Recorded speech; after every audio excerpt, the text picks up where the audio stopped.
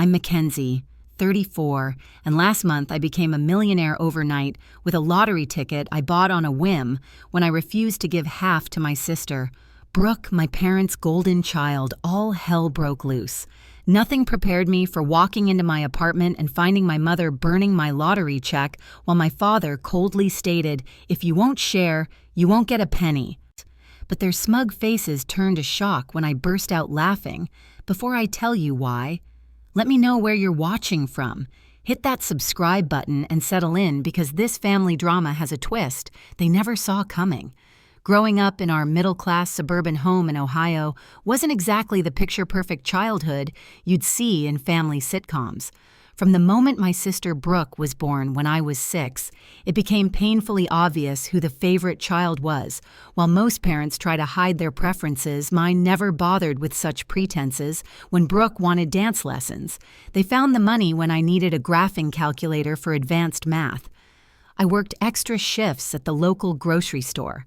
Brooke's artwork was prominently displayed throughout the house. My academic achievements were met with casual nods. "That's nice, McKenzie. But did you see what Brooke made today?" Don't get me wrong, my parents weren't monsters. They provided the basics and occasionally showed genuine interest in my life, but the imbalance was constant and undeniable. As we grew older, the pattern continued. Brooke dropped out of college to find herself, and my parents supported her financially through 3 different majors and 5 career changes. Meanwhile, I worked through school, maintained a scholarship, and still graduated with substantial student loan debt. By the time I reached my 30s, I'd built a decent life for myself. I had a steady job as a marketing coordinator for a healthcare company, a small but comfortable 1-bedroom apartment, and enough savings to occasionally treat myself to dinner out or a weekend trip. I wasn't wealthy by any means. Student loans still consumed a significant portion of my monthly budget, but I was proud of my independence that Tuesday started like any other. I stopped for gas on my way home from work, mentally calculating how much I could afford to put in the tank until payday while paying.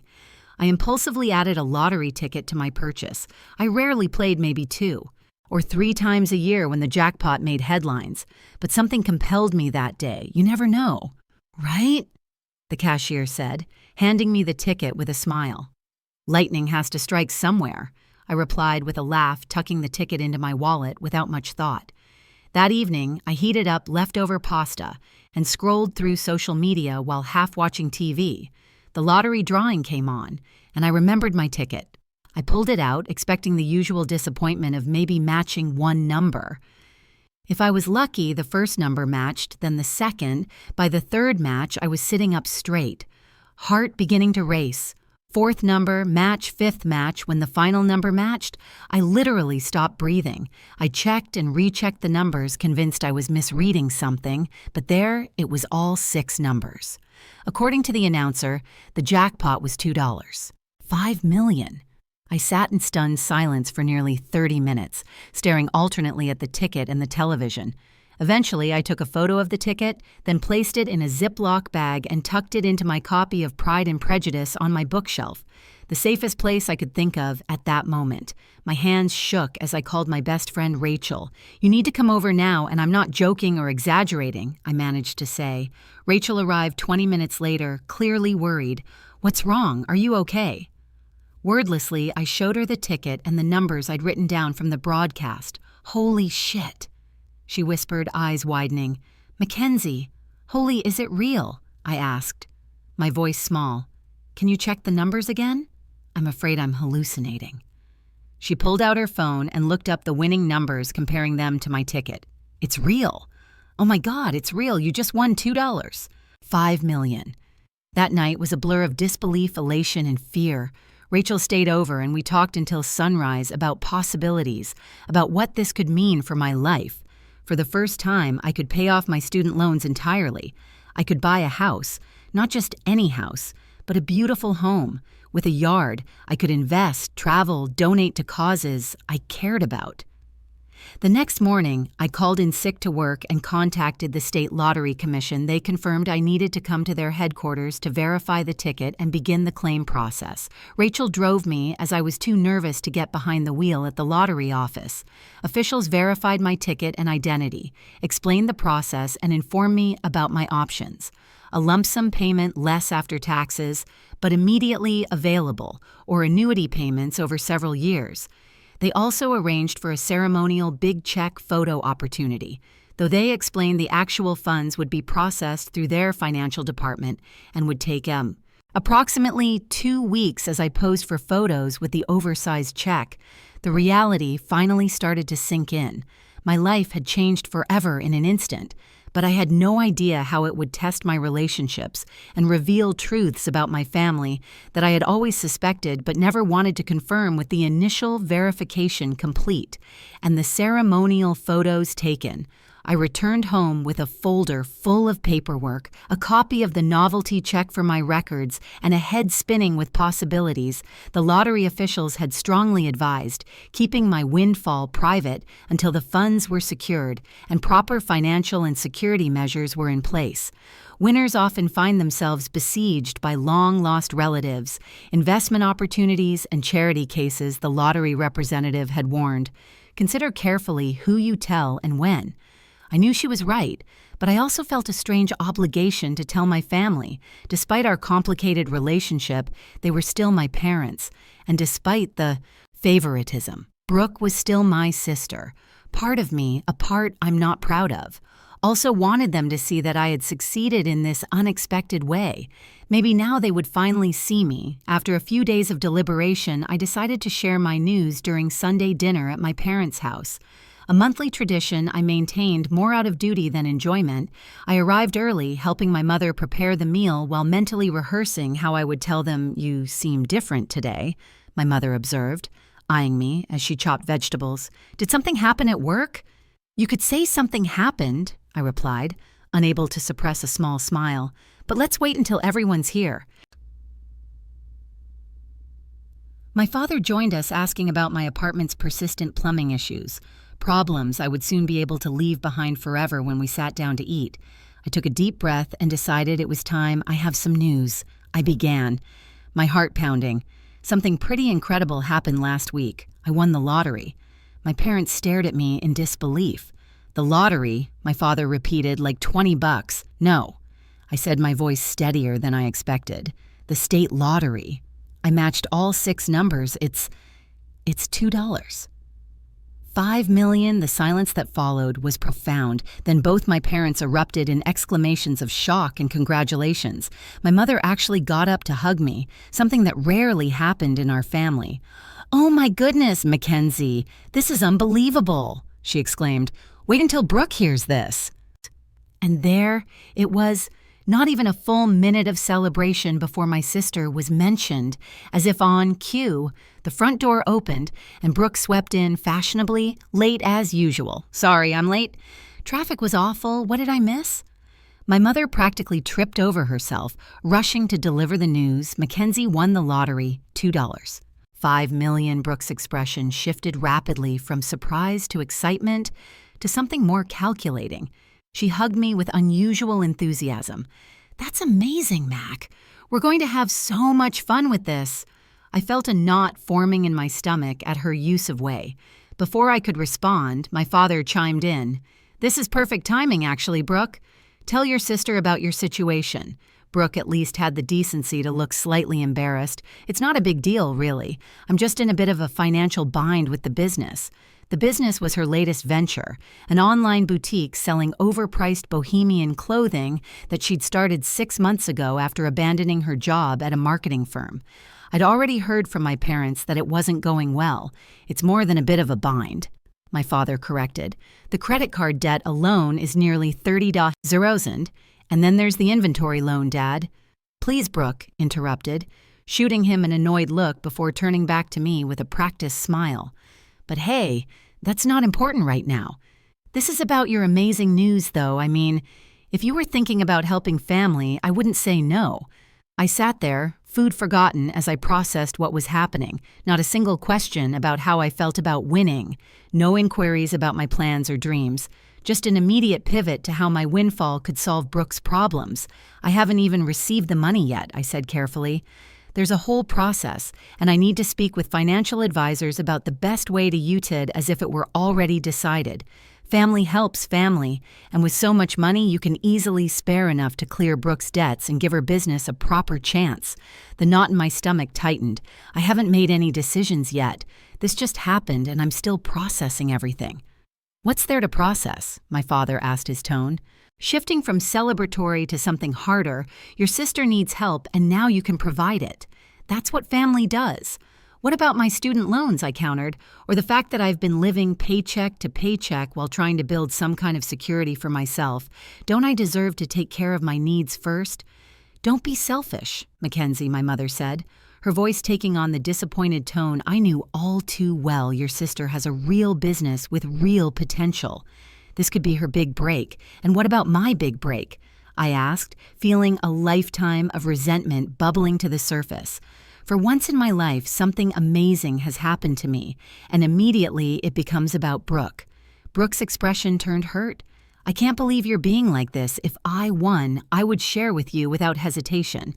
The hypocrisy of that statement was almost laughable when Brooke had received a $10 inheritance from our grandmother. 3 years ago, she'd spent it all on a luxury vacation to Bali without so much as offering to take any of us to dinner. The rest of the meal devolved into tense conversation with my parents, alternating between guilt trips and thinly veiled demands by the time I left. The joy of my windfall had been thoroughly tarnished. Instead of celebrating with my family, I drove home fighting back tears of frustration and disappointment. Once home, I poured myself a glass of wine and called Rachel. "That bad, huh?" she asked after I recounted the dinner disaster. They didn't even wait 5 minutes before making it about Brooke, I said, my voice breaking, not a single question about what this means for me or what I might want to do with my own money. I'm not surprised, but I'm still sorry. Rachel replied gently. What are you going to do? I took a deep breath, exactly what I planned before dinner, pay off my debts, secure my future, and make smart decisions, and apparently set some very firm boundaries with my family. Little did I know how severely those boundaries would be tested in the coming days. The morning after the disastrous family dinner, my phone began ringing at 7:30 a.m. Mom, it was my mother. I've been thinking about our conversation last night. She began without preamble.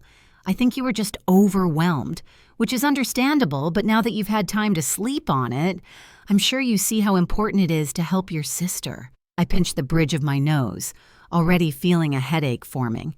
Mom, it's not even 8:30, and I'm getting ready for work. Can we talk about this later? What's there to talk about? This is what family does, McKenzie. Your father and I have always taught you girls to support each other. The irony of the statement was not lost on me. I need to go. We'll discuss this another time. Before she could respond, I ended the call and silenced my phone. I needed space to think clearly without the constant pressure at work. I met with my supervisor and vaguely mentioned that I might need to take some personal time in the coming weeks to deal with a family situation. I wasn't ready to disclose my win to my workplace, especially since the funds hadn't been transferred yet. During my lunch break, I checked my phone to find 3 missed calls from my mother, 2 from my father, and a text from Brooke. Hey sis, just wanted to say I totally understand you needing time to process everything. No pressure. But when you're ready to talk, I have some spreadsheets showing exactly how much I need to clear my debts and get the business profitable. Love you, Redheart. I closed the message without responding. That afternoon, I contacted a financial advisor recommended by the Lottery Commission, someone experienced in working with sudden wealth situations. We scheduled an appointment for the following day. That evening, the calls continued. My father's voicemail was particularly pointed. McKenzie, your mother is very upset by your behavior. We raised you better than this. Call us back immediately so we can discuss how you're going to help your sister. I didn't return the calls. Instead, I researched financial planning for lottery winners and made notes of questions to ask. During my appointment the next morning, my financial advisor, Ms. Thornton, walked me through the realities of my winnings after taxes. The lump sum would be closer to $1. $4 million still life-changing, but not the full $2. $5 million advertised. The first priority should be establishing an emergency fund and paying off high-interest debts. She advised, then we can discuss diversified investments for long-term growth and security when I mentioned my family's expectations. She frowned, unfortunately. This is very common with lottery winners. I always advise my clients to establish clear boundaries early. Any gifts to family should be carefully considered and formally documented to avoid ongoing expectations. I left her office with a preliminary financial plan and a stronger resolve to protect my newfound security. But my family wasn't making it easy. That evening, I received a group text from my mother, including both my father and Brooke. We're all getting together tomorrow evening at 7 to discuss the family financial plan. Now that McKenzie has come into this blessing, McKenzie, please bring whatever paperwork you have so far so we can understand the timeline. I stared at the message in disbelief. The audacity of scheduling a family financial plan meeting without even consulting me was staggering. I replied simply, I won't be attending. My financial decisions are my own to make. The response was immediate and heated. My father called, and when I didn't answer, he left a voicemail. Your behavior is completely unacceptable after everything we've done for you.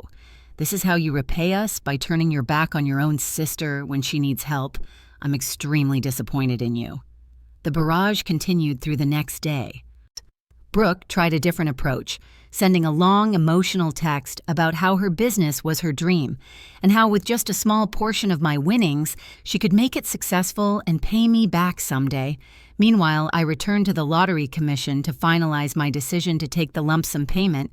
I participated in the official big check ceremony for their press materials, holding the oversized novelty check while cameras flashed. The lottery officials again reminded me that the actual funds would be processed within 2 weeks. After the ceremony, I stopped by a secure post office box I had rented and deposited the ceremonial check along with copies of all my lottery documentation. The originals were stored in a safe deposit box at my bank. I was taking no chances with these important papers. When I arrived home that evening, I found my parents and Brooke sitting in their car outside my apartment building. My stomach dropped as I parked and reluctantly approached them. We need to talk, my father said firmly. Since you wouldn't come to us, we've come to you. I glanced around the parking lot, aware that this was not a conversation I wanted to have in public. Fine, but I have nothing new to say. Once inside my small apartment, the tension was palpable. My mother immediately began examining the space with thinly veiled disapproval, while my father positioned himself commandingly in the center of the living room. Brooke perched on the edge of my couch, looking uncomfortable but determined. This has gone on long enough. My father began, You've had time to process your good fortune, and now it's time to discuss how this will benefit the family. Specifically, my mother added how much she'll be giving to Brooke to clear her debts and properly fund her business. I took a deep breath. I've thought about this a lot, and I've decided that I need to secure my own future first. I have student loans to pay off, retirement to plan for, and student loans, my father interrupted incredulously. You're going to be a millionaire who cares about student loans? I do, I replied firmly.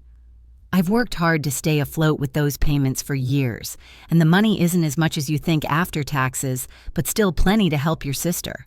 My mother insisted. Brooke leaned forward. Mac, I only need about $80,000 to clear everything and have a proper marketing budget. That's nothing compared to what you're getting, $80. $1,000 is not nothing, I countered. And what happens when that runs out? Will you need another infusion of cash in 6 months? That won't happen, Brooke insisted, though her eyes slid away from mine. This is different. I just need a proper chance. Like the proper chance you had with graphic design or interior decorating or becoming a yoga instructor. I couldn't keep the bitterness from my voice each time Mom and Dad supported you financially, and each time you abandoned it when it got difficult. That's enough. my father said sharply. Your sister is trying to build something of her own.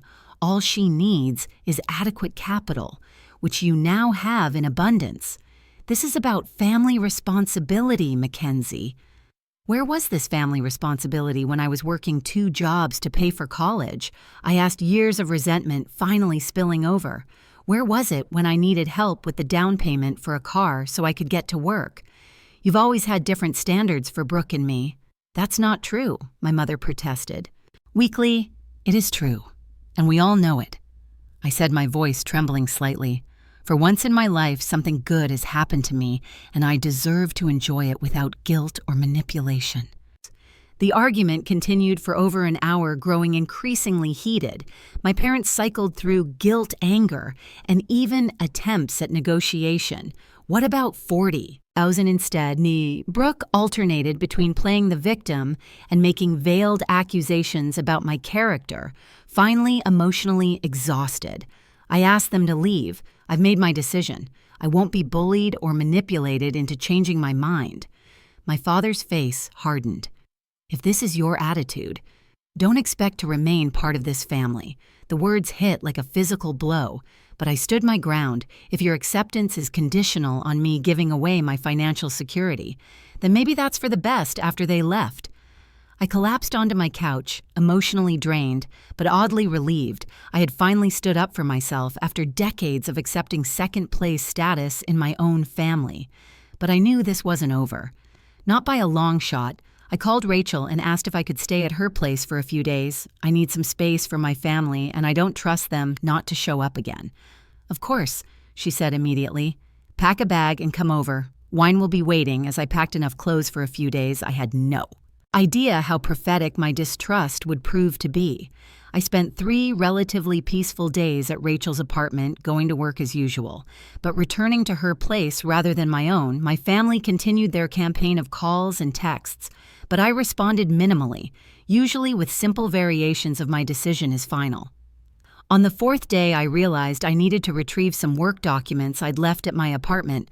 Rachel offered to go with me, but she had an important meeting she couldn't miss. I'll be fine, I assured her. I'll grab what I need and be out in 10 minutes.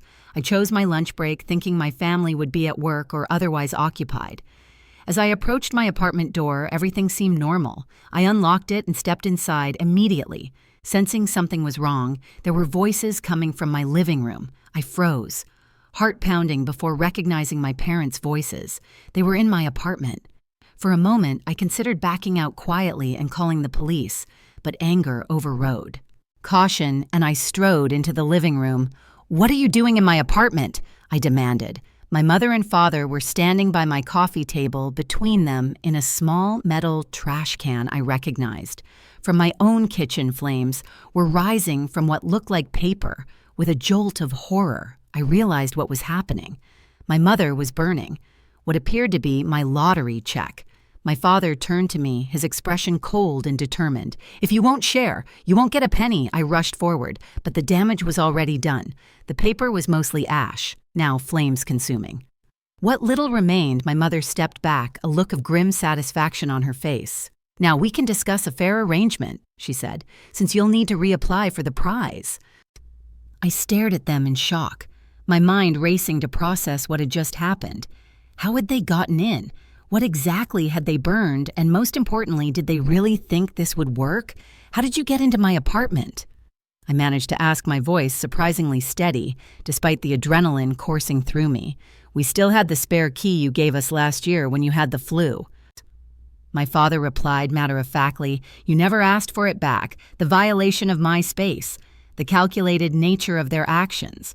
It was almost too much to comprehend, and yet as the initial shock began to fade, something unexpected happened. I started to laugh. It began as a small chuckle and quickly grew into full-blown laughter. My parents exchanged confused glances, clearly unprepared for this reaction. What's so funny? My mother demanded. Do you think this is a joke?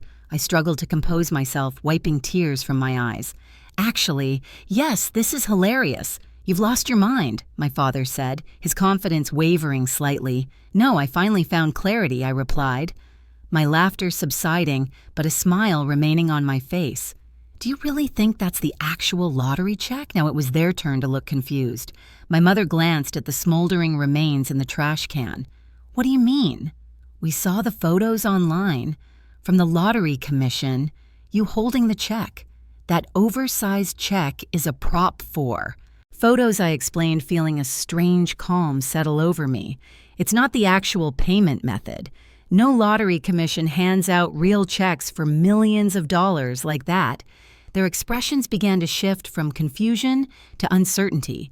The actual payment is being processed electronically. I continued. What you just burned was a commemorative copy I received as a souvenir. It has no monetary value whatsoever.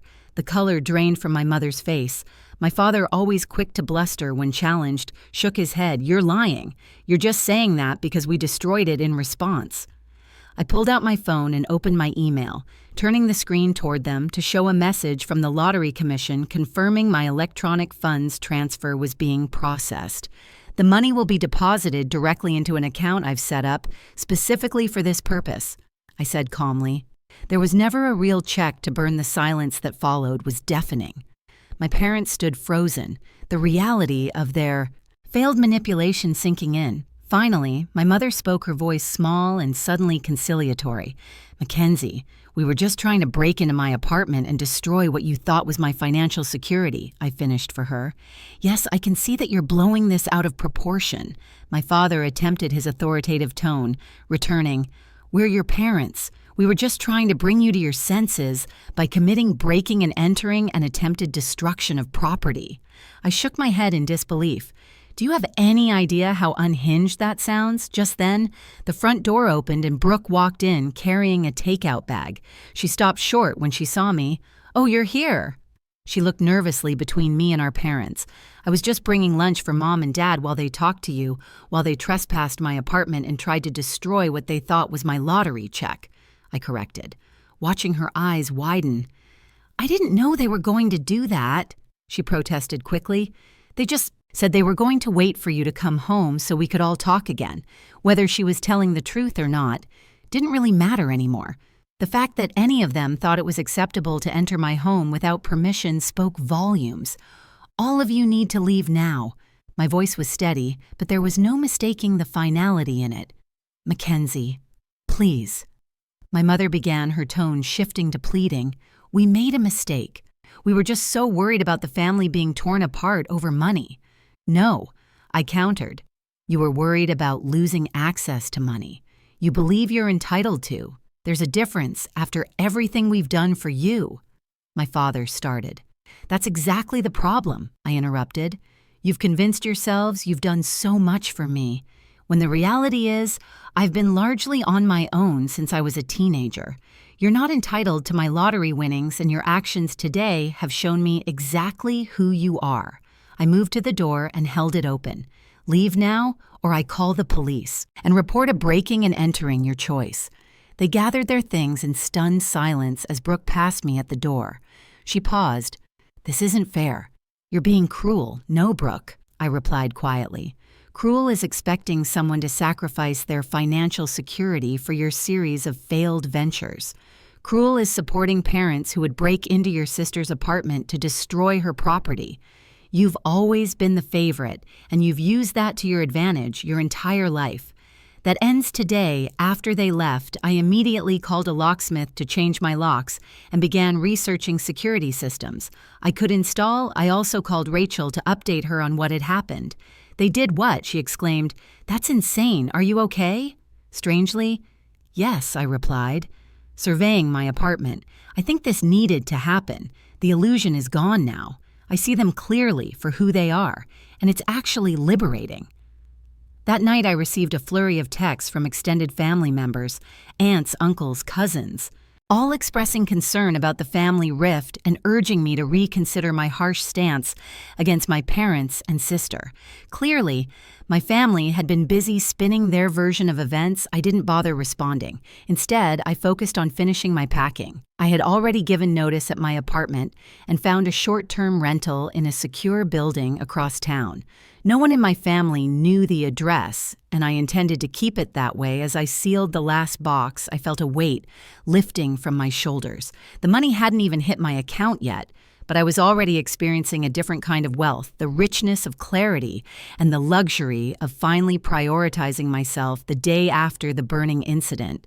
I took a personal day from work to handle several important matters. First, I met with a lawyer recommended by my financial advisor to discuss the legality of my family's actions and how to protect myself.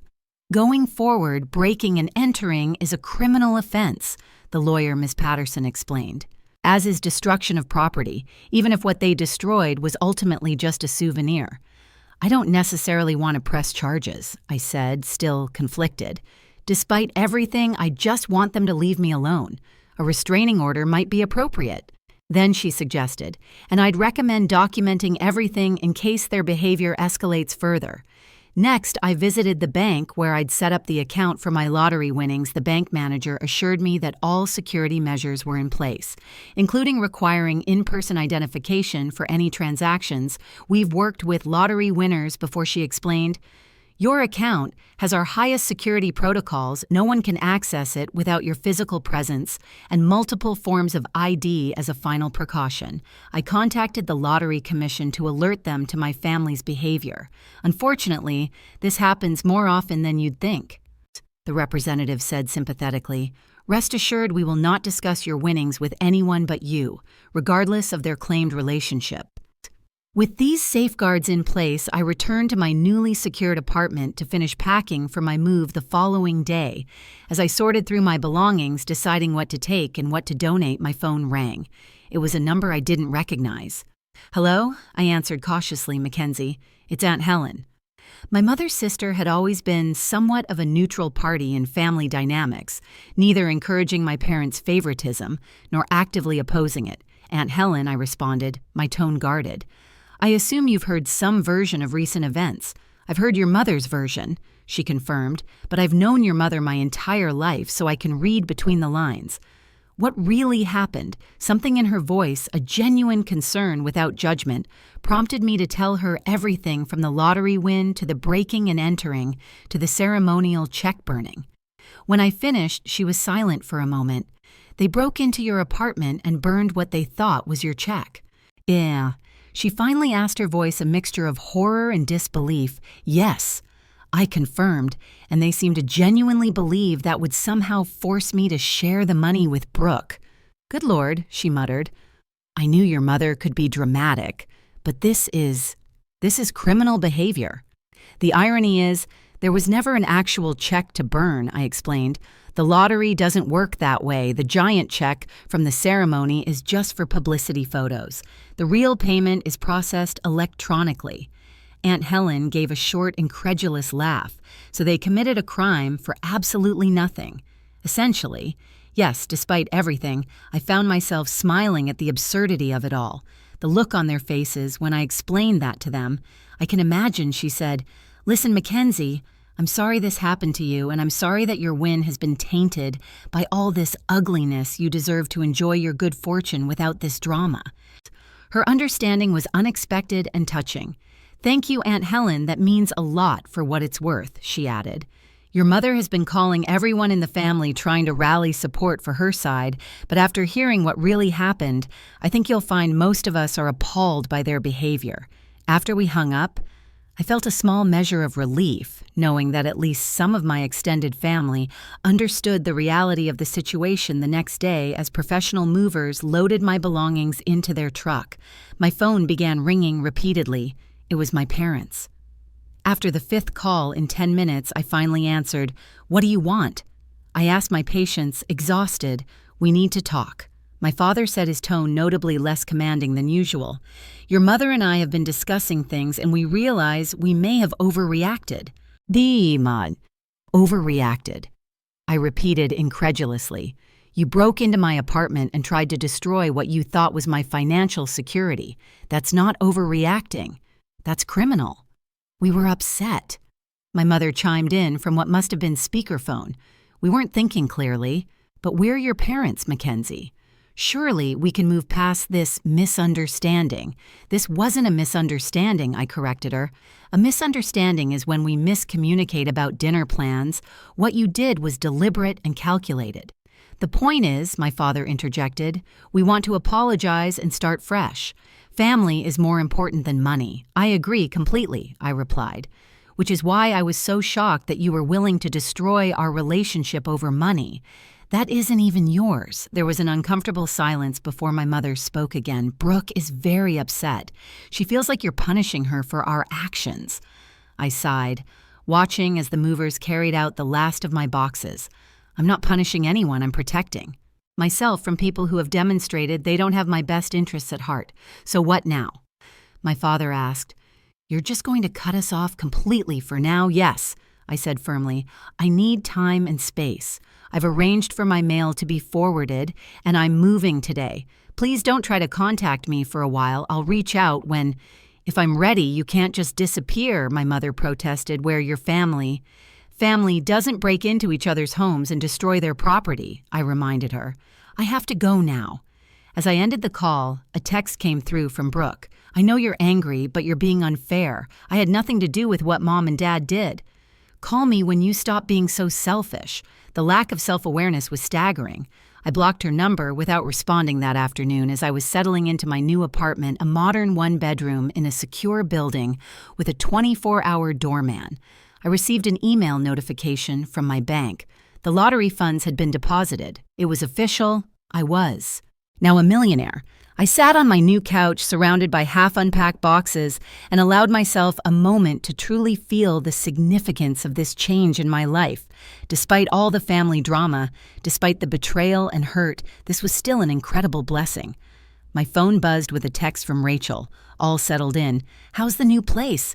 It's perfect, I replied, and the money just hit my account. Champagne time, she responded immediately. I'll be there in 30 minutes. We're celebrating properly this time. As I awaited Rachel's arrival, I reflected on how differently everything might have unfolded if my family had simply been happy for me, if they had respected my autonomy and my right to make my own financial decisions, if their love had truly been unconditional. But their actions had revealed important truths. Painful ones, yes, but necessary to acknowledge, and perhaps that clarity was its own kind of fortune. When Rachel arrived with champagne and takeout from my favorite restaurant, we toasted not just to my financial windfall, but to new beginnings and true friendship, to boundaries. Rachel said, raising her glass, and to seeing people clearly. I added, clinking my glass against hers as we ate and talked about my plans for the future. I felt a sense of peace settling over me. The money would change my life in many ways, but the most valuable change had already occurred. I had finally recognized my own worth and stood firm in protecting it. The weeks following my move were filled with a strange mix of exhilaration and adjustment. With Ms. Thornton's guidance, I systematically addressed my financial priorities. First came my student loans, nearly $68,000 worth of debt that had shadowed me since graduation. Submitting that final payment brought an unexpected emotional release. I actually cried as I clicked the payoff remaining balance button next. I established a robust emergency fund and set up diverse investment accounts designed for long-term growth. I purchased a modest but beautiful 3-bedroom house in a quiet neighborhood with excellent security features. Nothing extravagant or flashy, just a solid, comfortable home that I owned outright with no mortgage hanging over my head. You're being remarkably sensible, Miss Thornton commented during one of our meetings. Most clients in your position immediately buy luxury cars or take lavish vacations. I've waited too long for financial security to risk it now, I explained, though. I did book a 2-week trip to New Zealand for next month, I added with a smile. I'm not completely boring at work. I gave my notice, explaining to my surprised supervisor that I had come into an unexpected inheritance. Small lie that seemed safer than announcing a lottery win, I agreed to stay on for 6 weeks to properly train my replacement and transition my projects through it all. I maintained my distance from my immediate family. They continued their attempts to contact me, sometimes apologetic, sometimes accusatory. But I held firm to my boundaries. I did, however, cautiously reconnect with a few extended family members who had reached out with genuine concern. Aunt Helen and I began meeting for coffee every other week. During one such meeting, she updated me on the family situation your parents are telling. Everyone, they're giving you space, she said with a knowing look. But the reality is they're beside themselves that they can't find your new address. Have they shown any real remorse? I asked, though I already knew the answer.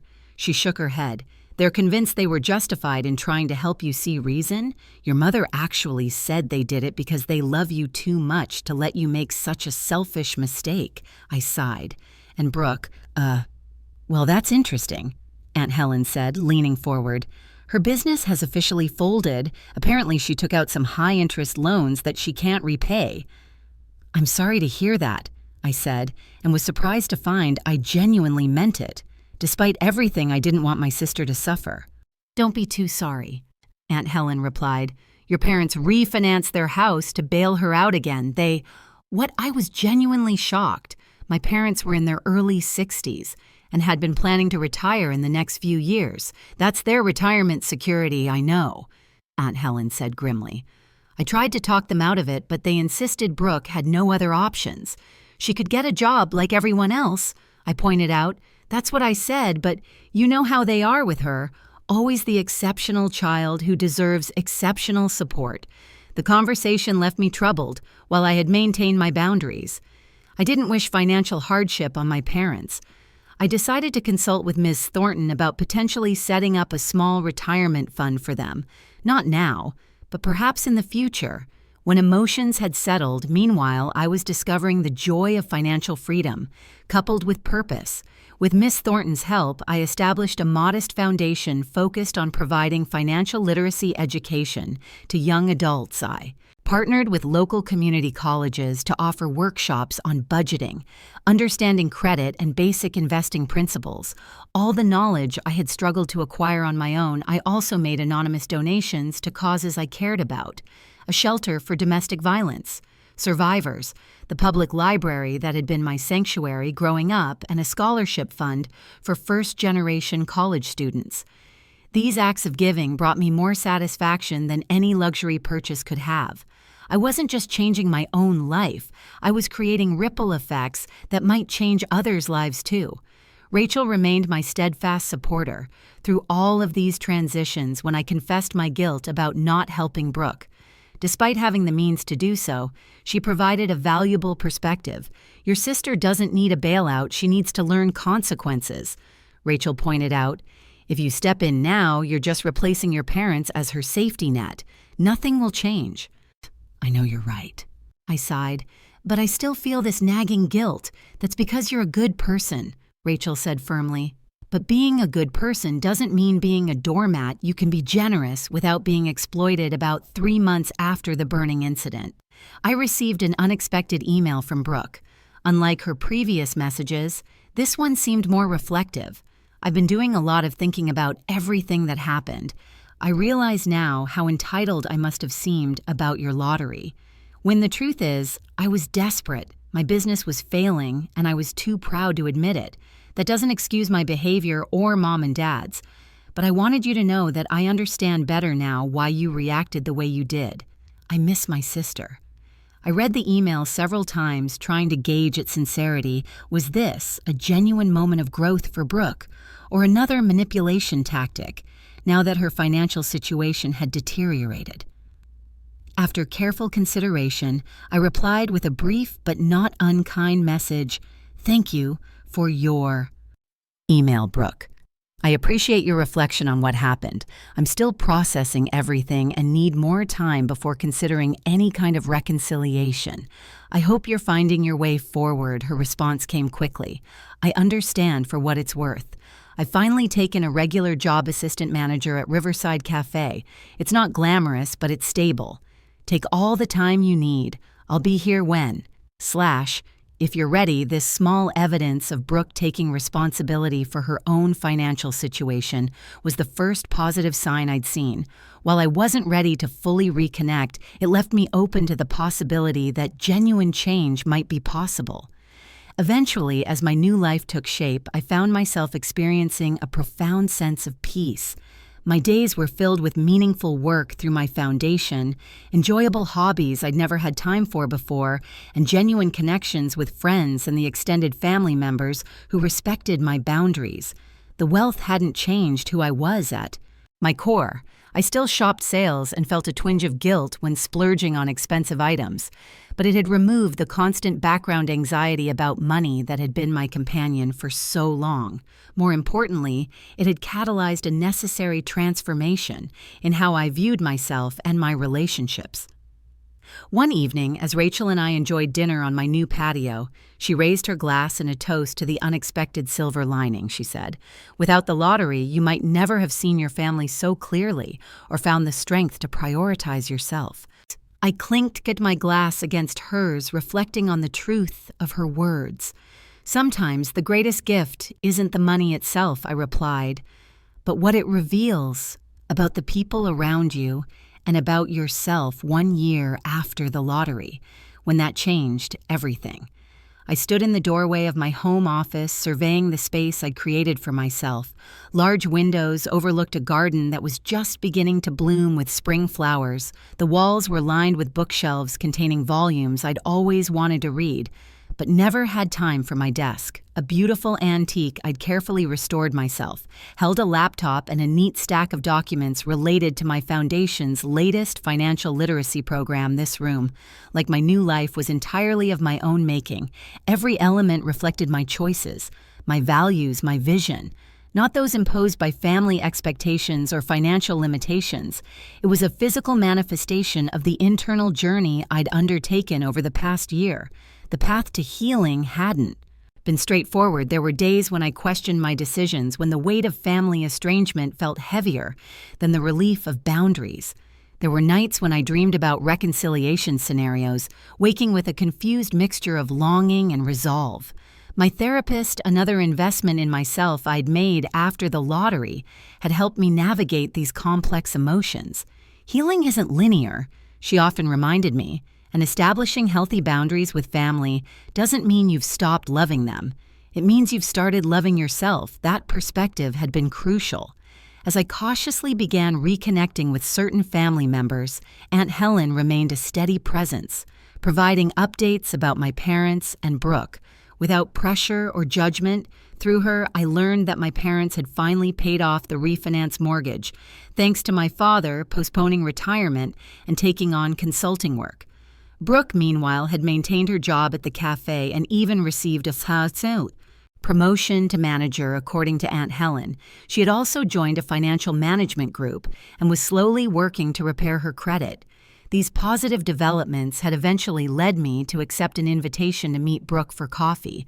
About 8 months after our arrangement began, we chose a neutral location, a quiet cafe halfway between our respective homes. The initial awkwardness had been palpable as we settled at a corner table, each of us careful with our words. "You look good," Brooke had said. "Studying me happy I am," I confirmed. "And you Aunt Helen mentioned you're doing well at the cafe." Flash of the old Brooke appeared a slight deluge at the mention of her service industry job, but it quickly passed. "It's been a learning experience," she admitted. "Not what I envisioned for myself, but I'm good at it." Surprisingly, we talked carefully around the edges of the past, at first focusing on present circumstances and neutral topics. But eventually, we had to address the elephant in the room. "I'm sorry, Brooke," said suddenly, interrupting a safe conversation about a new restaurant in town. "Not just for what happened with Mom and Dad in the check for everything, for always expecting to be bailed out, for never considering what you might need." The sincerity in her voice caught me off guard. "Thank you," I said, simply giving her space to continue when your money didn't materialize to solve my problems. "I had to face some hard truths," she continued. "I've never had to deal with consequences before. Mom and Dad always fixed everything, and I let them, because it was easier. It's a pattern that started when we were kids. I acknowledged it wasn't entirely your fault, but I participated in it." she countered, "and I benefited from it at your expense." I see that. Now that first meeting had ended with a tentative hug and a promise to try again in a few weeks. We'd had several more coffee dates since then, each one a little more comfortable than the last. We weren't best friends, too much. History stood between us for that. But we were finding a new, more balanced way to be sisters. My parents were a more complicated matter. While I'd exchanged a few brief emails with them, I wasn't ready for in-person contact. Their apologies still carried undertones of justification, suggesting they hadn't fully recognized the gravity of their actions or the patterns that led to them. "You'll know when or if you're ready." My therapist had assured me, and it's perfectly acceptable. If that time never comes, that permission to prioritize my own well-being without guilt had been transformative. I'd spent so much of my life accommodating others' needs and expectations that establishing firm boundaries felt like learning a foreign language. But with practice, it was becoming more natural. The lottery money, while providing material security, had been merely the catalyst for this more profound personal growth. The true wealth I'd gained was in self-knowledge and self-respect. This perspective informed how I managed my financial windfall as well. Rather than defining myself by my bank account or allowing money to become my primary identity, I viewed it as a tool, one that could provide security, yes, but also one that could create positive impact through my foundation. I'd helped fund financial literacy programs that had reached over 500 young adults in the past year. The feedback from participants was often emotional. Many shared stories of being the first in their families to understand compound interest investment basics or the true cost of credit card debt. "You're not just teaching them about money," one community college partner had told me. "You're breaking generational patterns." That comment had resonated deeply with me. Breaking patterns wasn't that exactly what I'd done in my own life. As I moved from my office to the kitchen to prepare dinner, my phone buzzed with a text from Rachel. "Just confirmed reservations for New Zealand too. EO. 0 next month, pack your hiking boots." I smiled, thinking about our upcoming adventure, our second trip to New Zealand, this time to explore the southern island. Rachel had been my rock throughout this transformative year, celebrating my victories and providing perspective during moments of doubt. "Can't wait," I texted back, thinking of adding a stop in Australia. This time her reply was immediate. "Yes, let's do it." The freedom to make such decisions, to travel, to explore, to expand my horizons was something I never took for granted. Neither was the autonomy to choose how I spent my time. In addition to managing my foundation, I'd started taking classes in furniture, restoration, a hobby I'd always been interested in, but never had time to pursue. My dining room table was currently covered with the components of an antique radio cabinet. I was bringing back to life as I prepared a simple but delicious dinner of salmon and roasted vegetables. I reflected on how my relationship with money had evolved. The initial panic about making mistakes with my windfall had given way to confidence in my careful decisions. The fear that wealth might change me fundamentally had been replaced by the understanding that it had simply revealed and amplified who I already was. Most importantly, I'd learned that financial wealth, while providing comfort and opportunities, wasn't the most valuable currency in life. Trust, respect, authentic connection. These were the true treasures, and they couldn't be purchased at any price. After dinner, I settled on my porch swing with a glass of wine, watching the sunset paint the sky in brilliant oranges and pinks. A year ago, I couldn't have imagined the life I now lived, not just because of the financial changes, but because of the emotional freedom I'd claimed the lottery had given me. $2. $5 million. But my own choices had given me something far more precious, a life aligned with my values, relationships based on mutual respect, and the quiet confidence that came from knowing my own worth. For anyone watching this, who might be struggling with family boundaries or finding their own voice, I hope my story encourages you. It's never too late to recognize your value and require others to respect it.